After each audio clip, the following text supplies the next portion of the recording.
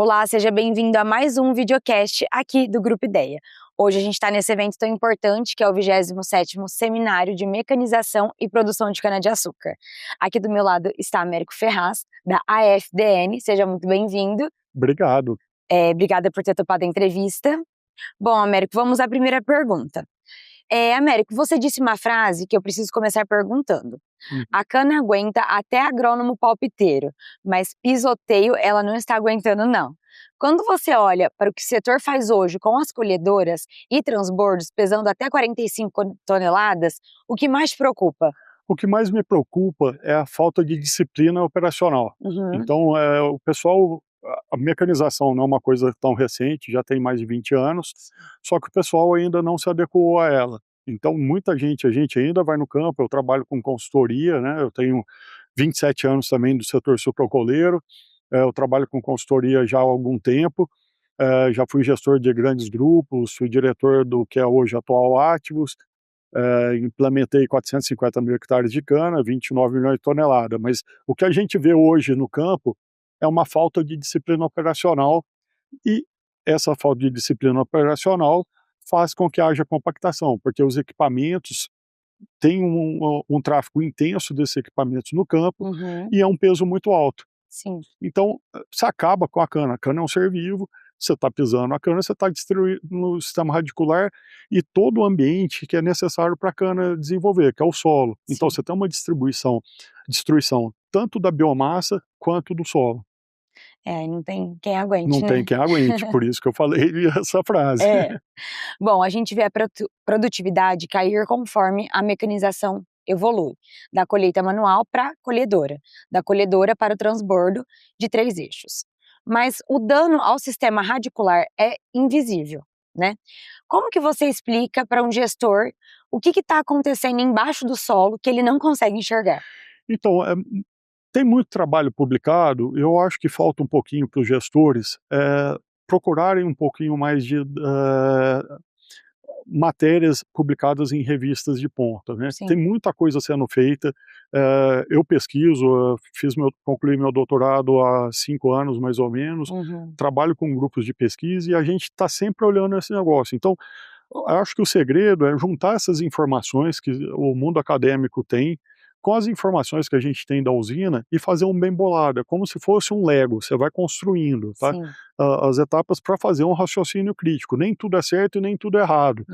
E eu sei também que cada usina tem sua condição, mas a gente sabe que algumas coisas você tem que respeitar, então ter bitola de equipamentos adequadas, respeitar a velocidade, é lógico que você tem que fazer um projeto de conservação de solos, mas tem usinas, por exemplo, a Cocalca, a Márcia Vioto, que faz um projeto de base física, que é essa coisa de sucação, sistematização, que favorece a colheita mecanizada, entendeu? Então, tem muita coisa que dá para ser feito, o gestor precisa correr atrás um pouquinho mais de informação e não ficar só preso dentro do mundo dele, dentro da usina. Sim. Bom, você mostrou a curva de compressão do solo. Existe um limite em que a deformação ainda é reversível, e abaixo disso o dano é permanente. Na prática, as operações do setor hoje estão majoritariamente em qual lado dessa curva? Tirando a colhedora, né, todos estão na margem de deformação permanente. Então, por isso que a gente entra com o sistema de tráfego controlado, que é para criar uma zona permanente de tráfego. Então, eu só vou deformar aquilo lá uma vez, né? Vai chegar num limite, eu não vou continuar destruindo esse solo, senão eu vou destruir esse solo indefinidamente. Se você pegar a história da humanidade, com exceção do Egito, que tem uma bacia hidrográfica, que é por inundação, e que isso faz com que o solo fique fértil, Sim. todas as outras civilizações tiveram grandes problemas. Civilização maia perdeu o solo, Grécia e Roma antiga perderam o solo, a Pérsia, que já foi uma potência agrícola, perdeu o solo por má utilização desse recurso solo. Então, a gente tem que pensar no solo como um recurso que nós herdamos e temos que repassar para os nossos filhos. Sim. Só que se nós não utilizarmos ele de forma correta, nós vamos destruir esse solo. Sim.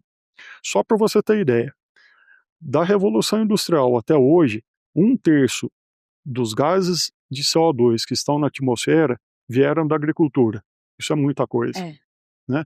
E por que vieram? Por causa de manejo errado do solo. O que a gente fez? Evolveu muito esse solo, deixou matéria orgânica exposta e essa matéria orgânica oxida e gera CO2. Tá? Se eu estou com esse solo muito exposto em uma época de chuva, em terreno com declividade, eu tenho erosão. Aí eu acabo com a camada fértil do solo e começo para ir para a parte de rocha, ou um solo que ainda não está apropriadamente adequado à prática agrícola.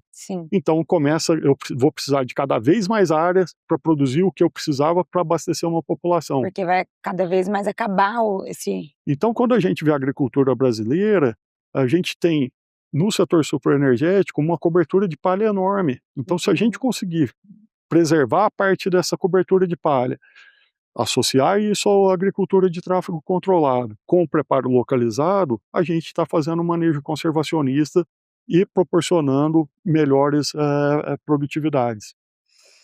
Muito interessante você falar isso. Bom, você apresentou um estudo comparando o preparo convencional, preparo localizado e as combinações com composto. O que esse número diz sobre onde está a maior oportunidade para a maioria das usinas hoje? Maior oportunidade, eu ainda não tenho equipamento de preparo localizado, tá? Plante torta ou composto com a plantadora de composto se você tiver lá. Vai ficar mais caro? Vai. Mas a margem de contribuição é significativamente maior. Eu consigo ter uma margem de contribuição de quase R$ 4.000 por hectare plantando torta, tá? Porque eu vou ter 15 toneladas de cana a mais, custando 7 toneladas de cana para essa produção, tá? A hora que eu ponho isso aí no sistema agroindustrial, que eu transformo essa cana em açúcar e etanol, e mais energia elétrica, isso me dá uma margem de contribuição muito significativa. Se eu tiver a oportunidade de começar a migrar para o sistema de preparo localizado, eu tenho um incremento ainda maior. Então eu tenho uma receita de quase R$ 5.000 por hectare, uma receita adicional utilizando torta de filtro de quase R$ 5.000 por hectare. Então vale a pena você trazendo essa tecnologia, aprendendo a mexer com ela, com a sua equipe, que precisa de treinamento, não é chegar, jogar tudo lá e deixar. Então precisa de treinamento, precisa de adequação, precisa de dedicação. Então faça um projeto, implemente esse sistema de preparo localizado. Bom, preservar a soqueira é preservar a longevidade do canavial. Como você convence um gestor que está sob pressão de resultado de safra a pensar no solo como investimento a longo prazo? O que ele tem que pensar primeiro é na soqueira, né? Porque assim, um plantio custa R$ 18.000, o Botão colocou aí ontem, você tirando muda, custa R$ 15.000. Então assim, um investimento super caro, que você vai, quanto mais tempo você diluir ele, melhor maior rentabilidade você vai ter.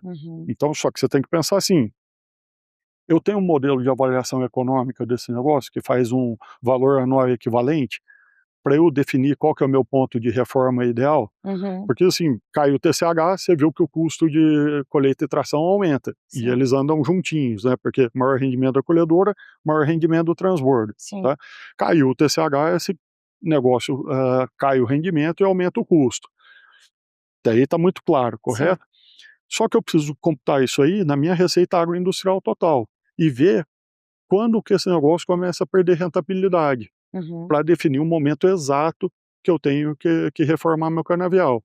Então, o que eu acredito para o gestor agrícola? Ele tem que saber fazer conta de quanto custam minhas operações, saber fazer o balanço de massa para ver quanto que a minha agroindústria gera de dinheiro, ver onde é o ponto ideal de reforma e saber se as práticas operacionais agrícolas dele, que ele está jogando lá dentro, estão adequadas. Porque não adianta nada, esse estudo todo, mas o que eu vejo a equipe muito, não tá... mas o que eu vejo muito hoje é todo mundo procurando uma bala de prata. Então, vocês fizeram o evento agora recentemente, né? Então, todo mundo está procurando foliar, algum biológico, não sei o quê. Mas fez o calcário bem feito?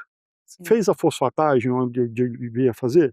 Se não fez nada disso, não adianta, porque assim, eu faço uma comparação, você pegar uma criança subnutrida, adianta você dar caviar para essa criança? Não, você vai ter que partir para uma outra alimentação. Aí você pega uma criança bem nutrida, que tomou a quantidade de leite, alimentação tudo normal, aí sim vale a pena incrementar com algum outro produto para dar um up ainda de produtividade. Se a base não está forte, você não está bem feito, simples, né? Você não constrói uma casa pelo telhado. Então, pega a maior parte das usinas com ganho de produtividade aqui. O Agapito faz o arroz com feijão lá na usina dele, faz Sim. muito bem feito. Sim. E é campeão de produtividade várias vezes, né? Então hoje com 2 usinas até, né? Sim. Então, assim, isso é importante a gente ter em mente, isso é importante a gente saber como é eu estou fazendo o básico, não adianta eu querer ser PhD sem ter feito graduação, sem ter feito Sim. mestrado, não adianta. Então eu tenho que voltar no básico, ver se eu deixei alguma coisa lá para trazer essas novas tecnologias que vão dar a cerejinha do bolo lá no final Sim. do dia. Américo, muito obrigada pela entrevista. Tem algum último recado que você queira deixar para o público? Não, eu que agradeço, foi um prazer, é sempre um prazer, e precisando, estou à disposição. Obrigado. Tá certo, muito obrigada. Espero que vocês tenham gostado dessa entrevista. Assista essa e outras no nosso canal no YouTube ou nas nossas redes sociais. Até a próxima.